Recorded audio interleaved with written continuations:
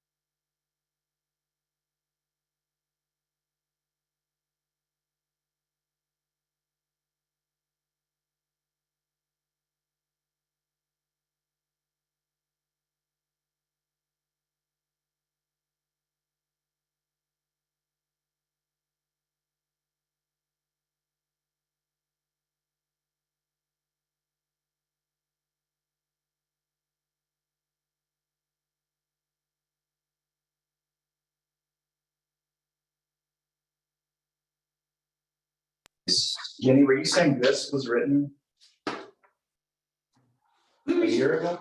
No. We received all of this with the April planning commission packet. Okay. And we decided at that point to put it table because we were doing the more issue. And we were all tired from the last year. Right. The height of paper. Isn't that low? I know, right. Last year. But see, then I pull out things and I go, hey Chad, what happened to this? Which you just love. Okay, are you ready to go? Is Chad ready to go? Yes, ma'am. All right. It's 6 o'clock and I called to order the Deer Heart Planning Commission on July 13th, 2023.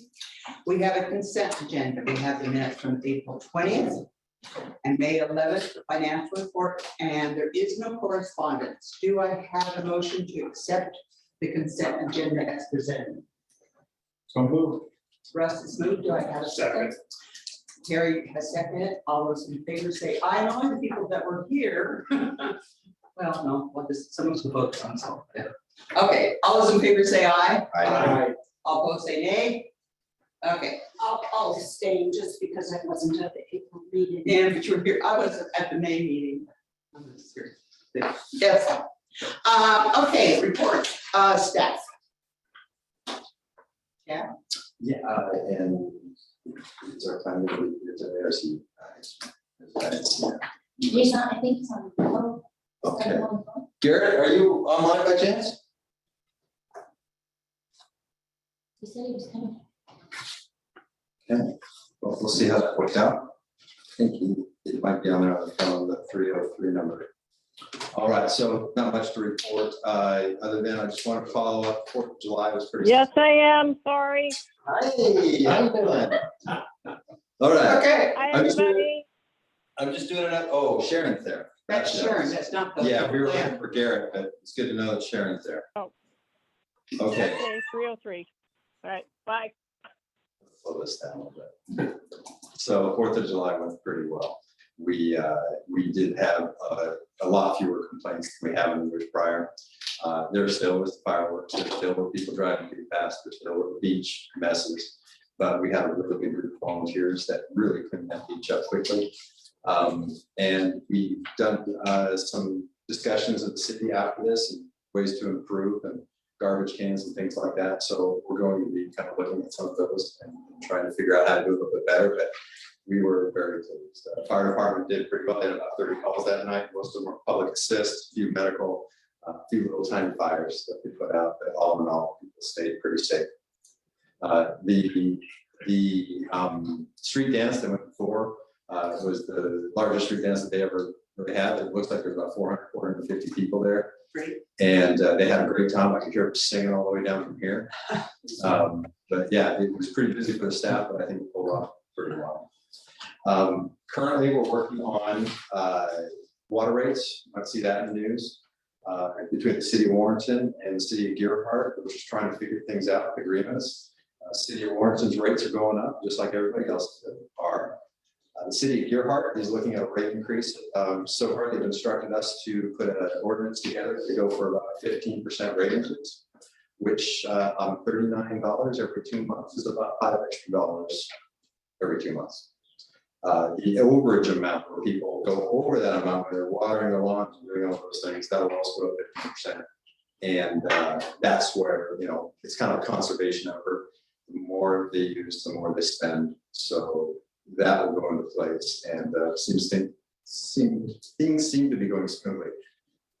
Other, you know, Facebook, sometimes the news and things like that kind of tries to hit Warrenton and Gerhart, but we're working really closely together. They're good folks over there. We don't have any issues with them, and things are going pretty smoothly. So we have come up with some things. This might have to do a little bit more with planning than what I just updated you on, but I came to the conclusion that in the 2010-2020 census, we gained about 380 people in Gerhart. Compare that to the 10 years, 70 years back, probably had 12 people, 13, 10, 9, 12, 15, and then almost 300. And so that just gives you an idea of what we're feeling around town. And you know, that does impact planning, it impacts the city, it impacts what we can do. But the epiphany came in that the census did not cover the pandemic. That happened between 18 and 20 is when they finished that out. So all the people, retirees, the escapees and the whatever's, you know, they are coming in also. I don't know if you want to double that 300 people and say we've grown within 600 in the last 10 years or so, or even more, but it kind of feels like it established being there. So I just wanted to make you aware of those numbers, so when you're looking around town. How do you come up with the 300 number? How do you count those people? 22% times, well, the difference between the two censuses. 2010 and 2020, Yes, that was Yes. done in the summer of 2020. correct. So that is, It was finished in the summer of 2020, but they weren't counting right at to the very end, or they were putting it together.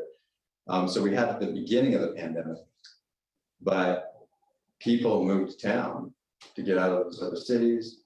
A lot of retirees are almost, you know, retired, decided to just go ahead and do it. We got a lot more families in town. We got a lot more young folks. How many of those 300 are people who already have second homes here who are now being counted as permanent residents? Well, that's one of the problems. That is an issue that the city is kind of suffering through, because if you think of our budget and what we have to deal with in the incoming tax revenue, many of the homes that were second homes, Gerhart was 60% unoccupied homes back in 2010 to 2020. We're now about 50 according to census, but most of the people moved into second homes. So they're already paying taxes. We did not see a tax increase, but we've got an increased amount of people. You know, so they're really making a difference. We had some new building, and there was some, but not enough to really make a significant difference. So does that answer your question, Terry? Yeah, I'm just skeptical of the 300 because I know there are a lot of people who have second homes are now calling this their residence. So it really doesn't change the. But they still have another place. Yeah, maybe. Right. But yeah, it didn't change and the other thing that caused is it helped with the water crisis that we're in. The water fund is not sustainable the way that we're running, because prices have gone up by 30% in expenses and all that. But these people used to pay $39 and not use any water, right? And so that was good for us. It was a good way for us to do this.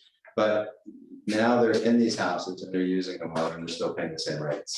So those are some of the impacts that we're feeling. That's all right now. I have a question, if I could. Is there any consideration being given to whatever the opposite of a sliding scale would be? So that rather than across the board, 15% increase, the more water you use, the more you pay for it? We're doing a 15% increase on both of those. So there is the basic rate, where you get 7,480 gallons for $39. Then for every 748 gallons after that, currently you pay $6.40. So it's quite expensive compared to your allocated water. So the more people use water, the more they pay those consumption units, and their bills are going to go up. We have some people that pay almost $1,000 during this period of time. They have big green grasses, and that's just the way they want to do it. Families, the typical August water usage, the average is 11 units of water. So that would be $39 plus $6.40 over 2 months. Really cheap, with the cheapest water. They should know, but it definitely in the county. Add 15% to both of those, and it's not very big. I think that what's 15% on 647.20, somewhere near there. So it's a very small raise for 2 months, for that. And then the 15% on the 39 is only $5, and so that's $2.50 a month. That they're But people say, just to kind of continue with Pauline's question, people pay the same overage fee after the 600 and whatever it was. Mhm. More blocks of that still cost the same per block. Yes, there's not a There's no sliding, continuing escalation not yet. of rate. So if someone wanted somebody to think about that, what's the proper way to get that? That passed information on? out. We're working on that. We've got a lot, we're getting ready to do the campaign. We're going to do a town hall on the, I think it's is it Wednesday the 26th? Yes, Wednesday the 26th at 3 p.m. July. of this month, July. So yes, we're working on getting that out, but with those modest rates and as low as our rates were, we weren't concerned about setting up anything for people that might be in need, because it's not a great amount. And we don't have a sliding scale yet, but we may go that direction. We're It's kind of going, the opposite of a sliding scale. yeah, so we're going to revisit the rates every year moving forward. Maybe it's an escalating scale. There you go. Thank you, Chad. Well, are we gonna punch more, is punching more wells in out there, is that a consideration? We can punch some more wells in. I'm gonna give you, I think it's pretty accurate. We have 8 wells out there now. We have permits for, I think, 13. So we are able to put more wells in, but we're not pulling all the water out that we can, because some of our wells are sitting stagnant. We only use a few at a time. We have the ability to pump more water. We just don't have the water rights to do that. The water rights, remember the Warrenton situation back in 2000, even earlier than that, the 90s. The city of Warrenton raised rates on Gearhart because they were having some issues with their systems. They wanted to build a new water treatment system. City of Gearhart said, no way, we're starting our own. They got into the plan, they designed it, they came up with a $7 million price tag to build the water treatment facility and the and everything that goes along with it. City of Warrenton and some others, but mostly the city of Warrenton, threw a lot of appeals, 3 years worth of appeals onto the water rights decision. Over that 3 years, a few things happened. First of all, the arsenic rate changed. Our water sits naturally at 22 parts per billion. The rate, the maximum amount was 50 parts per billion. They brought it down to 10 during this appeal process. So we had to completely, and this is before Chad, they had to completely redesign the water treatment facility, because now we have to do a state-of-the-art arsenic removal, which we can get it down to 0 now, and it is the state-of-the-art system. The other thing that happened is building codes changed. We got into the critical infrastructure stage. So suddenly we need twice as much rebar, twice as much concrete, different types of buildings and all that. So that was a cost increase. And then the third thing that happened was that a cap on the amount of water that we could put in, because the Water Resources Division was saying that because of our location and how close we are to Neocoxy Creek, that we're within 2 miles of our wells, they were concerned we were going to draw Neocoxy Creek down. It's not happening. It's hard, yeah, because the Down aquifer that, 4 feet at my house. well, that's because the summer it hasn't rained, but it's not, they can't prove with the numbers that the city of Gerhart is drawing it down, plus our aquifer is 160 feet down. It's two different sets. So we have the data now after 11 years to really go Water Resources Division and to hopefully get some more water rates so that we can get off the Warrenton situation. Things were really spicy back then between the two towns. It's not like that anymore. All right, thank you, Chad. Did you have anything to mention? No. Okay, are there any things from commissioners tonight? No. Okay, we have the goals list. Oh, Garrett is online. I don't know if he's got any update. Oh, okay. Garrett, are you there, sir?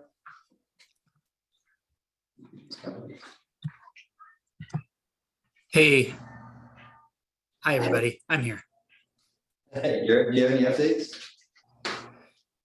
I don't have any updates. We don't have any applications that have come in, to my knowledge, that are headed to the Planning Commission in terms of variances, conditional use permits, or zoning amendments. But you never know. So I'm ready when they come. Do you all have any questions for me? Anyone? No? Okay, no, you're safe. Okay, thank you. Moving on, we have the goals list. Were there any corrections, additions, concerns about the goals list? I have a couple questions. On the staff one at the very bottom where it says draft a statement summarizing the vision of the comprehensive plan for distribution, did that not go out? If it was done, it probably needed to be deleted. It's still on there. Yeah, it's still on there. I know, we keep saying erase and they keep putting it back on there, don't they? It was supposed to have been taken off of Yeah. after Don did his most excellent work. I got really good, I heard really good comments about that. Great. We have the car on the refrigerator. I did too. The other question I had is this November 2022, it was expressed to have R3 change discussion added. Does that need to be there? That is there for future discussion. So why don't we take it off until we're ready to discuss it? We leave them on there until, so we just keep them in our memory. Because we have short-term memories, all of us. Or something like that. What change was being thought about? Okay, you're looking at, I'm at the very bottom. It says- oh, no, it was expressed to have R3 change discussion added to the goals list. And it was discussed back then. I think that there are a couple of here that weren't here then. I could go back and tell you exactly what the discussion was. I can't do I that. think it has something to do with housing. It had something to do with housing. We would want to consider maybe more, So it was maybe less. kind of around the time when you guys approved the apartment, the additional apartments. It was when Paul River was doing his Yeah. attention and changing it, so Yeah. they wanted it on, you guys want, it was brought to my attention to put it on, Yeah. to remind you to talk about it later because of the vacation. We probably should either remove the note or actually put it as a goal on the other. Whatever you guys want.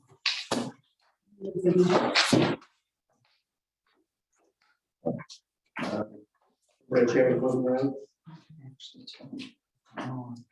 Yeah, there was a part of that policy that was put in that said that yes, you can be R3, but no, you cannot have short-term vacation rentals or commercial. And so that is one of the conditions in the Paul Fall near your house. He was allowed to become Right. R3 so he can build his next building.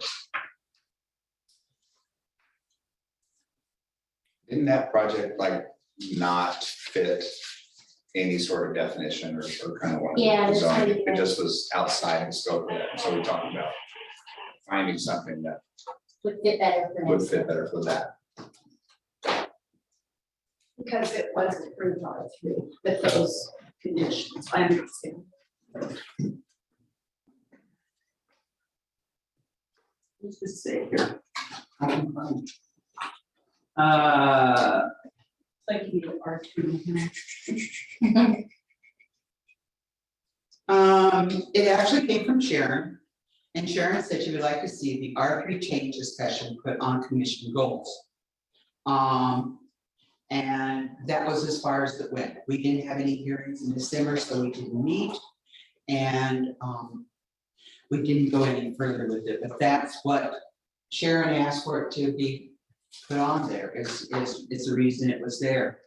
And on that particular meeting, Michael Morgan was, had property at 1777 Pine Ridge, and 1837 Pine Ridge Drive, and was wanting to change the density. Right. So that's what was going on with that. Right. Not too scared to move. I think it should be on there permanently. I think you should put it on there, move it up. It's, as we look at housing, and Chad has just shared with us that we have an increasing population. Where do you want it? Well,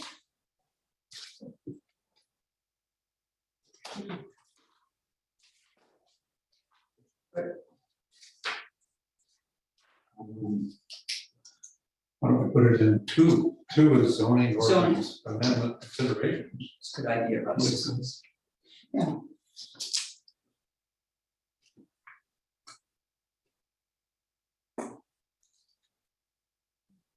Okay. Anything else with the goals? Okay, all right, visitors' comments. We have a lively audience of 3 people today. And do any of you have anything you'd like to share with us today that's not an agenda? No, I'm glad we can give you something to do out there today. We have no public hearings.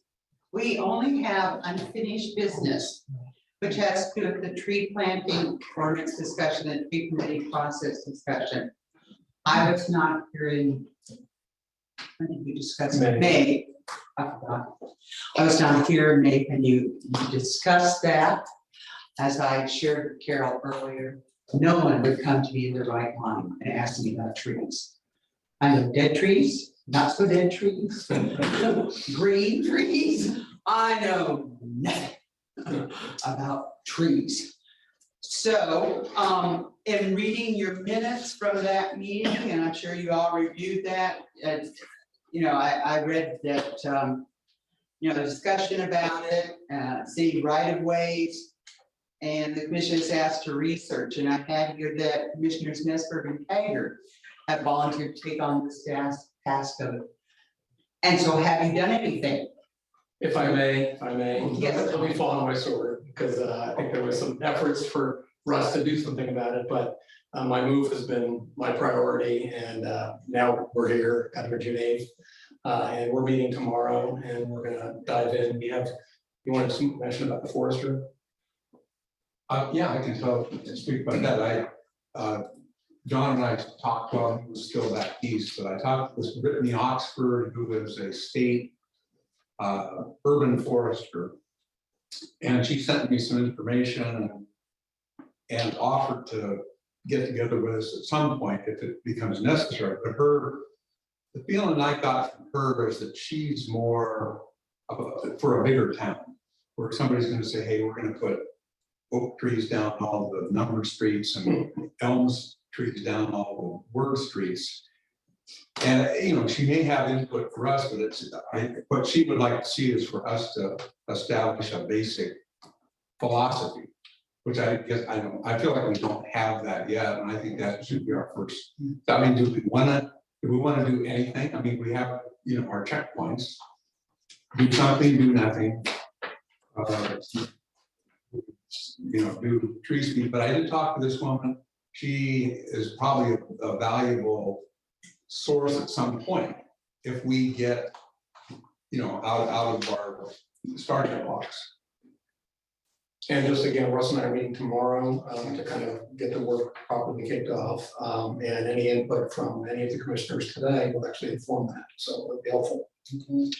My issue is, and you know, too many years on planning commissions, it's usually there's something like this, where we're looking at a change like this. We usually get at least an outline of something where the planning director has words. Because I don't always have those legal kind of words that need to be used to make it right. And so often they bring that to us. So we're kind of in a gray area here. That being said, you two are meeting together tomorrow. Don, what would you like to throw into the pot? Well, I'm looking forward to you guys having your meeting, and Russ, I think developing a basic philosophy is a really a place to start. You know, I mean, as far as what I have done is talk to many of my friends and associates in Cannon Beach about the ordinance there that we're reviewing. And honestly, they feel that it's very difficult and prohibitive. And I'm not sure why this one that we have isn't satisfactory, because there's probably a lot of time to work into that. So that's my only comment right now, but I would like to hear what you two come up with for sure. But I guess this is our existing ordinance, right? Why are we doing this? Is there a problem with the existing ordinance? There's a problem with enforcement. Chad, has there been any problem with tree issues that you're aware of? Can I just remind everybody kind of how this, I think, started the discussion in May, as I recall, and I think Sharon was on the phone, so she might. Yeah, and I was gonna call him Sharon. Yeah, because she was really kind of the initiator, I think, of this discussion. And if you look at the notes here in unfinished business, there's two distinct discussions, which is the tree planting discussion. What would happen if somebody chose to offer, as was done, to plant trees? Is the city going to take those over, et cetera, et cetera? And then the second one was the tree permitting. I'm not entirely sure how we actually moved to the tree permitting discussion, because it started really with this kind of tree planting discussion. You know, what would happen if somebody decided they wanted to plant 50 trees on Pacific Way? Would we like that? Would we not like that? Are we capable of taking it over? Chad commented during the discussion about right now our kind of inability from the staff and budget perspective to take over a bunch of planted trees. So I just want to remind everybody that there are two distinct issues that are properly listed here as distinct. And we may well say on the permitting process that it's fine. I mean, that doesn't answer my question. Is this really necessary? I mean, I'm asking Chad, is you're the enforcement guy, and is there issues with what's going on now with the trees on people's property? Okay. I'm gonna, So I think Sharon, we're going back and forth between two issues here. Yeah, The let's- first one, let's talk about the tree planting side of it, and then we'll get rid of the tree, get to the tree cutting side. So on the tree planting side, the staff doesn't want to get in the way by saying we don't have the staff, and I apologize, I did make it sound like that. I was. It's one of those days probably. But, you know, we want to hang back and hear what the vision is that the city wants. That's what we need most.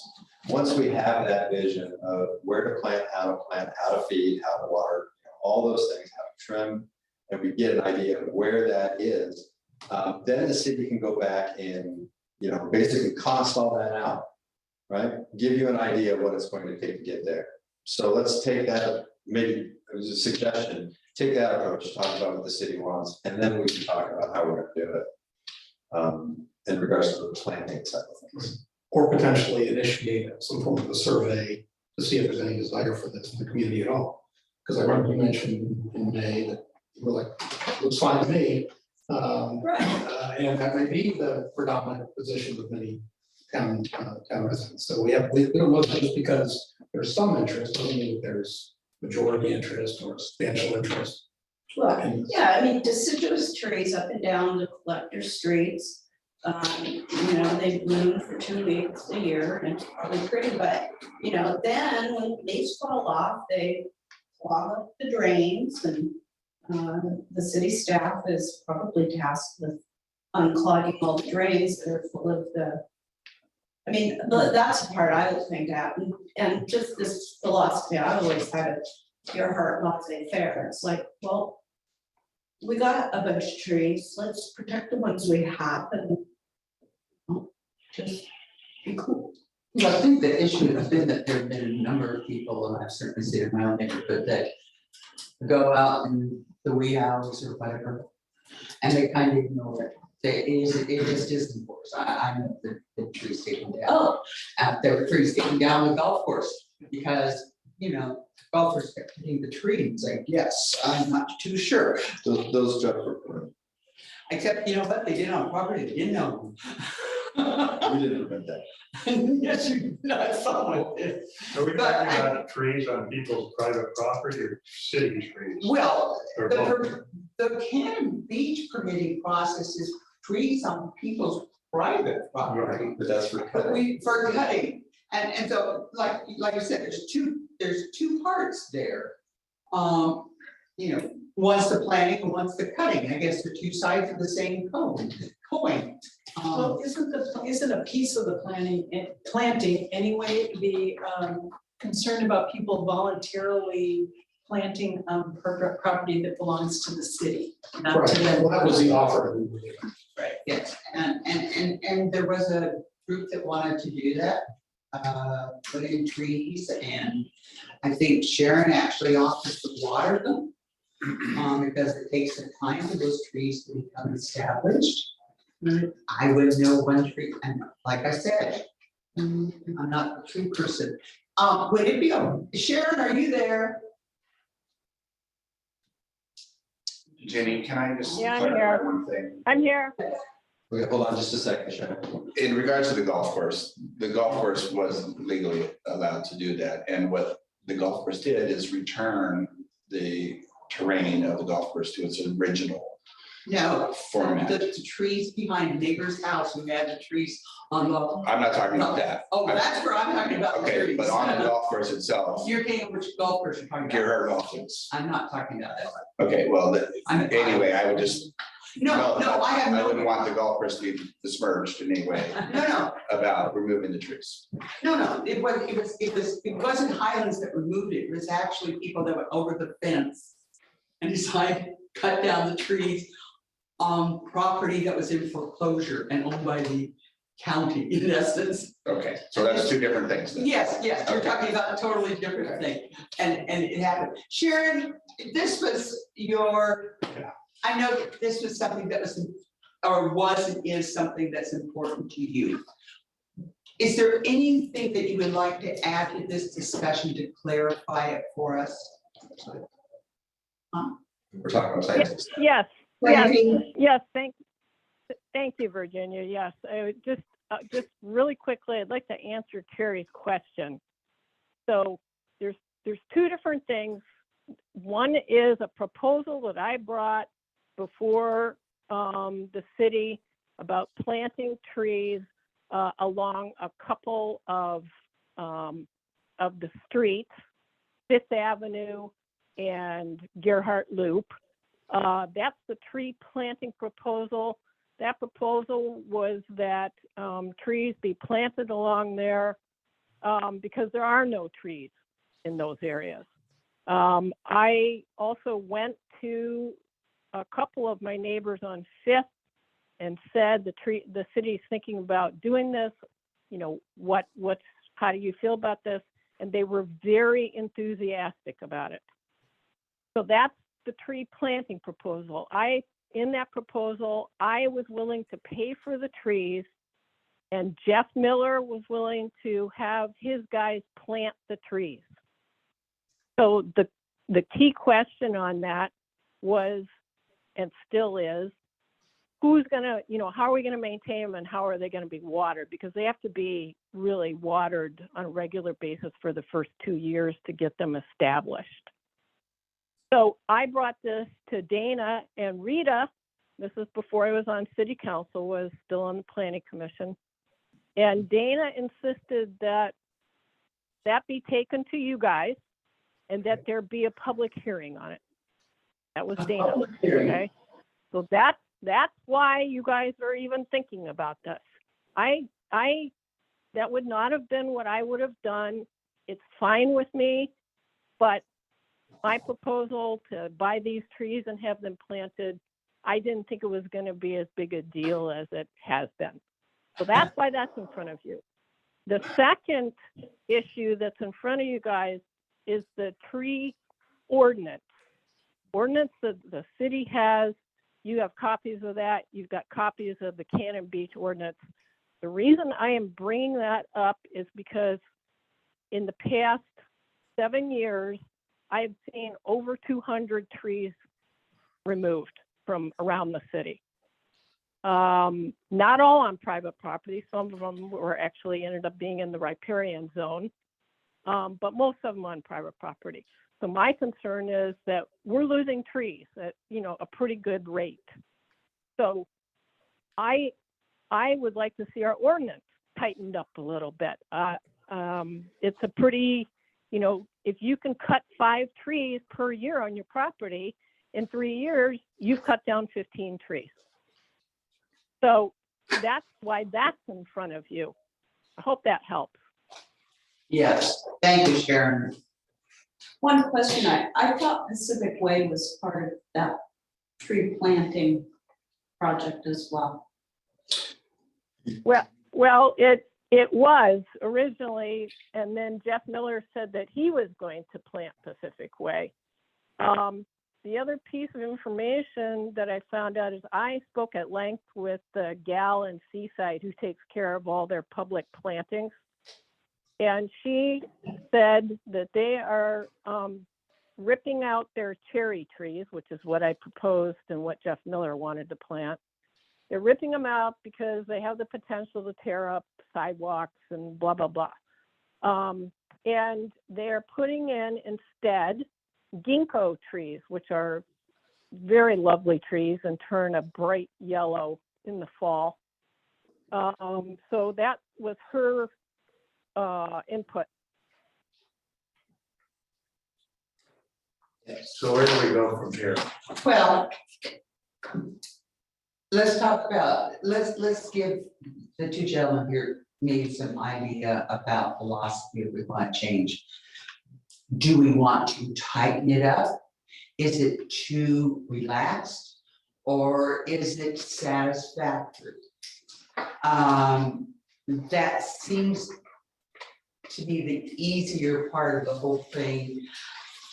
In my head, it does. I mean, I read through Cannon Beaches and I'm going, oh my gosh, that's the most confusing thing I've ever read. And Cannon Beach, you know, I mean, it's just confusing to me, but the, you know, the whole thing. Ours is a little clearer, you know, if it's so big, you know, so many a year. But again, I know what Sharon's referring to. There have been some places where a lot of trees have been taken down. Well, if we're gonna go through this, I like tidy it up. We could tidy it up both ways. We could say some of the stuff is too strict and we want to take it out. So tidy goes, tidy. Well, Chad, we don't have a permit. Do we? Okay, we're talking about tree cutting, by the way. A cutting permit. So we're on the second item right now. Yeah, so would you like me to take you through a few of the important parts of our Yes. current ordinance? I won't take much time. Page 6-15, first one that's on there. I'll just go through it. You don't have to read it. The first part, you know, this has to do with landscaping, vegetation, revegetation, tree preservation. It has to do with subdivisions, landscaping plans, requirements on Highway 101. Those are the requirements, but the first one that really hits the tree situation is number 5. And it doesn't give you any context, but it's the first prohibited action is riparian vegetation. We have a riparian zone, use Neocoxy Creek as an example, from the mean high tide, which is at the edge of the creek, basically, a little bit up, 50 feet out away from the creek. It's called the riparian zone. So in that zone, riparian vegetation adjacent to streams, lakes, and deer parks shall be protected in accordance with the following. The following area of riparian vegetation is defined as 50 feet on either side of Neocoxy Creek, 50 feet on either side of Mill Creek, 25 feet adjacent to the unnamed lake northeast of Pacific Way.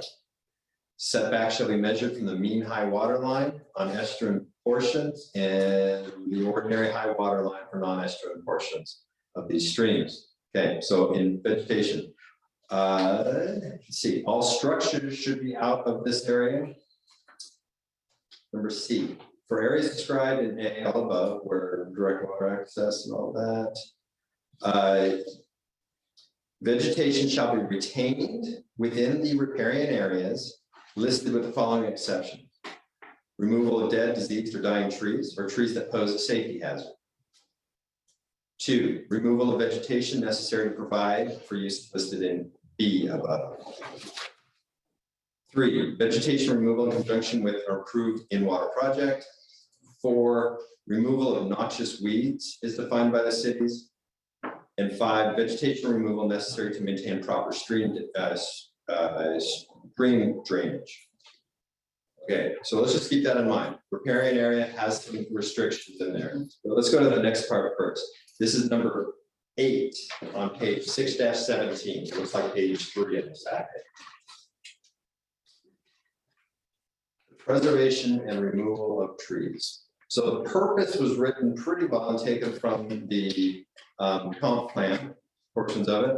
The purpose is to recognize trees are significant aesthetic, environmental resources. We should create conditions favorable to the preservation of this plant heritage for the benefit of the current and future residents of the city. The purpose is not to prohibit the removal of trees, but to ensure that mature trees are removed only where necessary and to permit the reasonable development and use of property. There's definitions of what tree is. This is another important one. For the purpose, and this is our current ordinance, for the purpose of the section, a tree is defined as follows: any tree greater than 12 inches in diameter through the middle, as measured at 4 1/2 feet above existing grade. So you're not measuring the trunk because the trunk goes like this. You're not measuring up high. Trees go like that. You're measuring at 4 1/2 feet. If it is not 12 inches in diameter, it is not a tree. So you can cut down more about trees. anything that's 12 inches and less. You can cut down as many of those as you like on your property. This has nothing to do with dune vegetation. We're not going there today, right? Okay. Right. Okay, applicability, okay, all the zones, that's correct, requirements. So the first requirement is any proposing to remove, cut down, or otherwise destroy more than 5 trees within a 12-month period. That's the key here. So you can cut down as many as you want, as 11 inches in minor, or under 12 inches and down. If it's 12 inches and above, this says otherwise destroy more than 5 trees in a 12-month period. That means you as property owners could take trees that are greater than 12 inches all the way up to the big spruce. You can take 5 of those off of your property per year, not in the riparian zone. That's different. But all of the places in Gearhart, you can remove on your property up to 5 trees. That is one of the concerns I believe that the sheriff has. You know, all right, so people are just able to do it now, and that's without a permit. Yeah, and how do you enforce that when you have no permit? Well, generally, there's a couple different ways we can do that. If chainsaws are heard, which isn't very often because we don't have people here on the weekends, but we do have residents that are unpaid code enforcement officers. They go out and they say that people are cutting trees. Most of the time I go down and yeah, I'm cutting these 2 trees down and it's within the 5 and it's not a problem most of the time. Otherwise, they're just able to do it up to 5. And we really don't have a way to tell whether or not they're above and below. But if it was 5 stumps and less, it really doesn't matter. If it's more than 5 stumps, we're getting to 6 or 7, they've got some explaining to do. So that's how we've been handling it. There is no permit. So has it, in your memory, has it ever happened? Oh, yeah. So the removal of more than 5 in a year has happened and without a permit. And what's happened to those individuals? Not a lot. I mean, again, without a body, it's hard to tell sometimes. We don't get into that situation very often, but it does happen when people start cutting down more than 5 trees that are larger. And sometimes that damage is done before we even can get there and know about it, you know. And it's really hard to tell, how big a tree is at 4.5 feet, when all you have left is the stump. Unless the stump is less than 12 inches and less. If the stump is 12 inches and less, we know 4.5 feet is gonna be smaller than 12 inches. Is that in here? No, but that's how we measure it. Again, it's gotta be 12 inches or less. And if the stump is small, it's great. But stumps aren't easy because the stumps go like this. You can have 6 inches up here and 20 inches down here. 6 inches is allowable cut. Stumps cut, looks huge. I have documented those kind of trees within the last few years, where people want to cut those kind of trees. And so we document it, we get some complaints, we're able to show, no, it was a small tree. Here's what it is. Well, the stump is huge, not a small tree. But how would you do that if you didn't have That what I'd like to have for John and myself is, do we feel like we need a permit? I mean, that would be where I would start with this thing. And I don't intend, this, my vision is it's not restrictive, it's just that you go to City Hall and say, I need a permit, I'm cutting an 11-inch tree. I think we should have permits for all that. Then it's not, the neighbor calls in, there's a chainsaw noise and you run over there.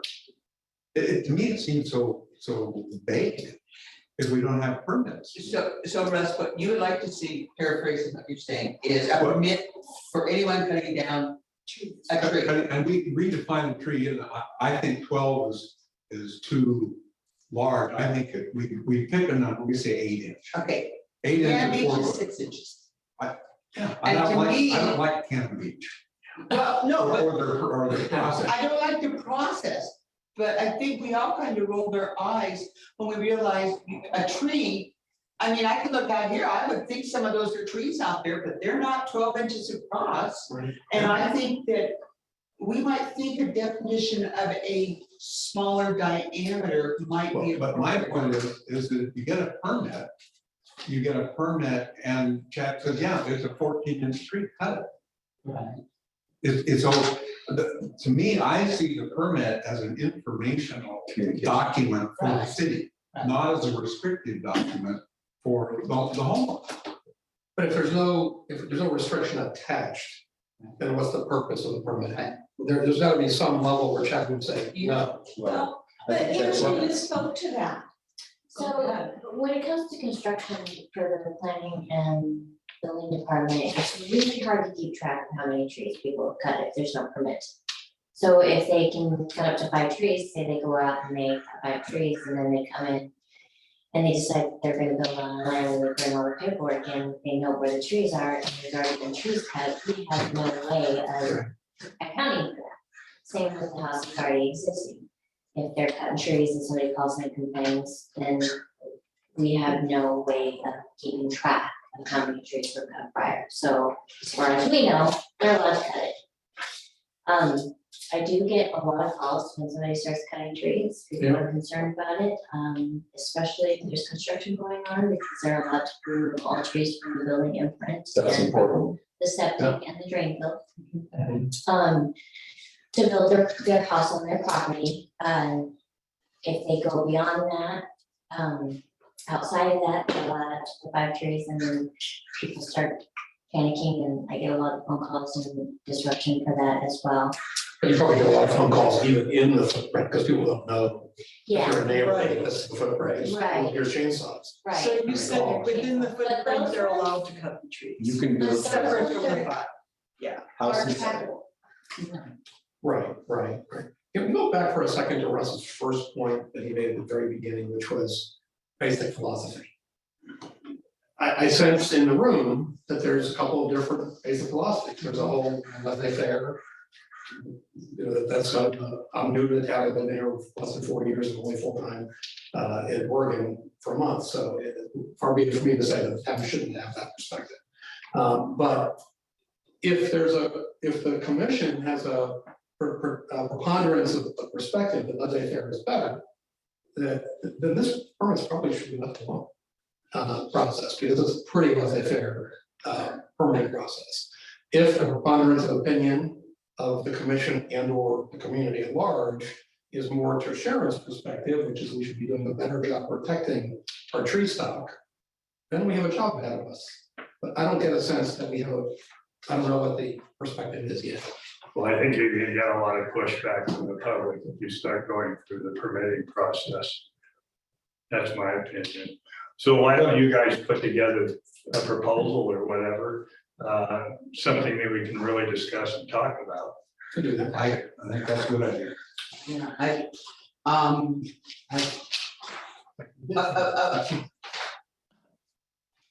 as a native Oregonian, trees are important.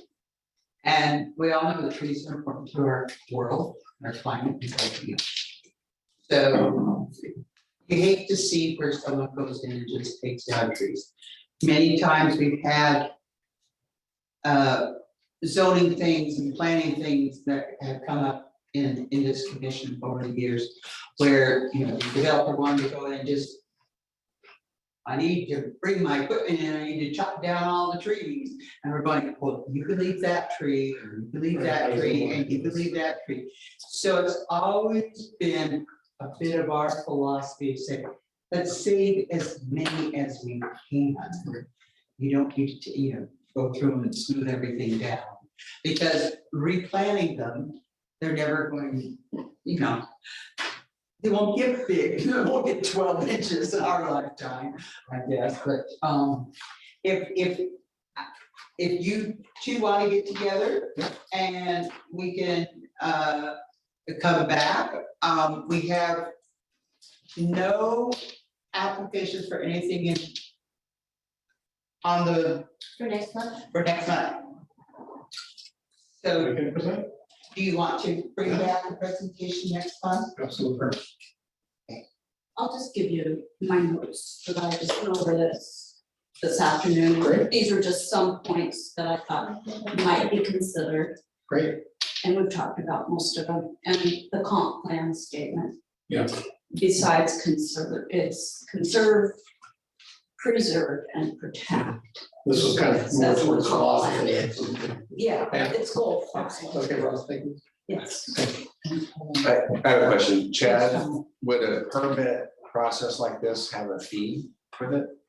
You would have to, because of the staff time, the energy it takes, yes. Do you have a guess on what that fee would be? I don't think it would be. I mean, there's times where this kind of thing could take 2 hours of our time. And if we did that plus expenses, I mean, that could bring in $150, you know, just to go ahead and take care of some of the expenses, taxes can take care of the rest, but. You know, from that standpoint, I would rather get the vision and then understand how it is that we can accomplish it, and then we can make adjustments to that vision. But it is a going concern. We have not had any tree permits requests. I'm not sure that we had very many cut downs. We haven't had I've had two complaints. two permit requests. Oh, no, I have one more. I can't even, So how about this month? How many complaints do you have? I've been out of town, so I haven't. maybe like 9, but there really hasn't been any. That's significant. Yeah. So now we're taking care of things. It's probably costing us a little bit more by not having the permit process, because we're kind of chasing our tails a little bit. I do understand the permit process. I also understand, you know, where the people are coming from when they want to build their houses and things. And I think that, you know, somewhere in between. But it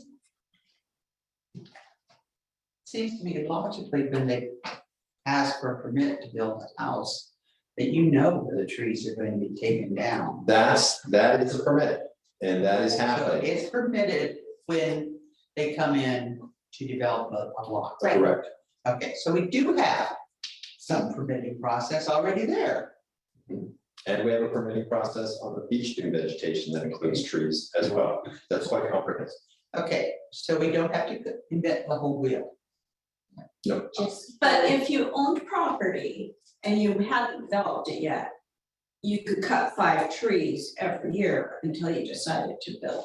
And you could have no trees left on the top. Or even if you had developed it and you had. Yeah, your house is already there and you decide to cut down 5 It's trees. giving us too much shade, I want to cut down this, this tree. So I think you two, do you have a direction that you Yeah. can work on? Can I have just one more thing with the commission? I want, it shouldn't be a big discussion, I don't think.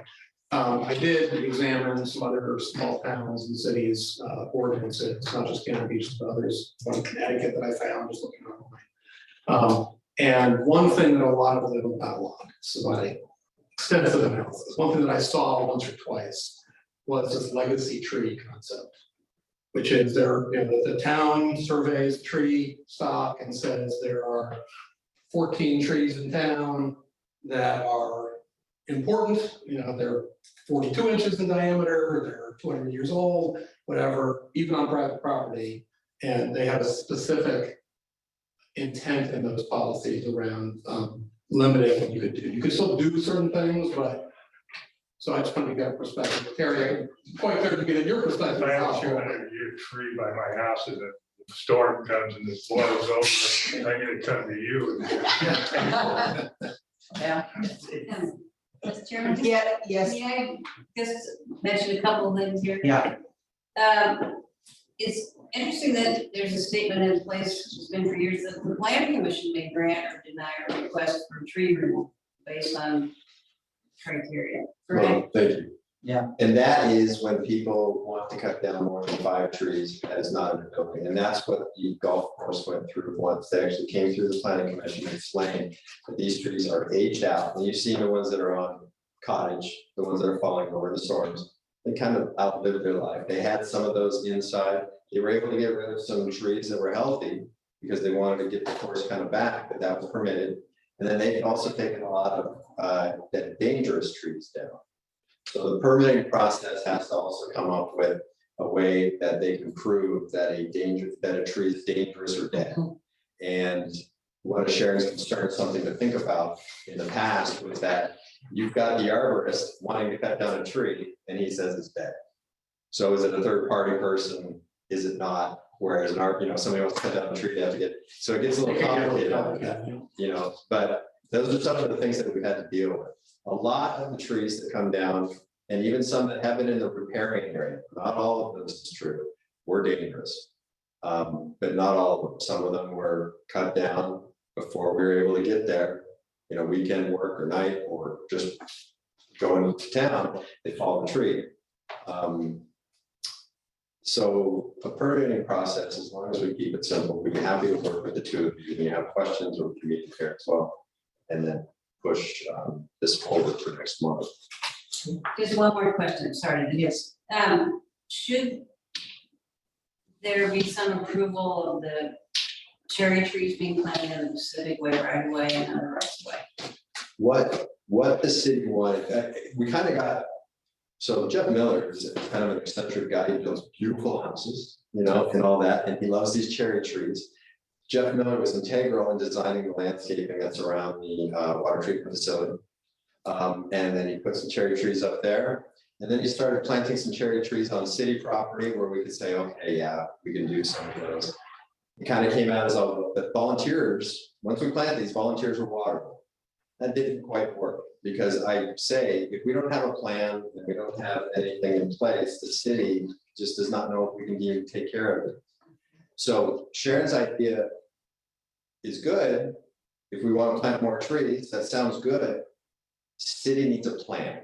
Once we have a plan, we can discuss all the things that are involved in it, watering, caring for, placing, routes, not putting streets or sidewalks at risk. Then we can say, I have a donor that wants to plant 30 trees in this area. Well, we have a plan for that. This is one of those areas where we want more trees, and this is how we should do it. Without that, the city doesn't want to get into a volunteer situation where people are helping out, because those situations start off great, but they don't make it a long time, and then the city has to adopt it and try to figure out how to work this situation. That's what we're trying to do. Around it, there's no plan, it's piecemeal. Yeah. And we don't even know if we can support it. There's places where there's no water available. So we'd have to consider all those things, come up with a plan, then plant trees. All right, concerns of the commission? Any concerns? It is 7:57, meeting is adjourned. Hey, Terry, I ran some numbers. I mean, it's 6:57. So from 2010 to 2020, we gained 493 residents. That's in here. But that's from 2010 to 2020. From 2015 to now, the 5 years in that, it was 443. So it's been the last 5 years of the census where we really saw the growth. Where And did the 2015 numbers come from? It wasn't the census. Where did it? no, but they do divide out, when did you move, when have you been in there, they ask all those questions, they're able to get some of that information out. So that's where we're at so far. Since you got once. Okay, thank you. Oh, oh.